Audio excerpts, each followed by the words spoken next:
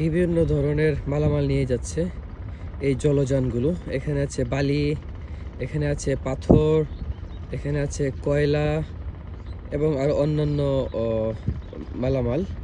আর এটা মূলত হচ্ছে তাহেরপুর থেকে এগুলোর যাত্রা শুরু, তাহেরপুর, সুনামগঞ্জ, এবং এগুলো গন্তব্য, অধিকাংশেরই গন্তব্য হচ্ছে ঢাকা সদরঘাট। এছাড়াও বিভিন্ন জায়গায় যায়। বাট অবাক করার মতো বিষয় হচ্ছে এটাই যে কি পরিমাণ যাচ্ছে একসাথে।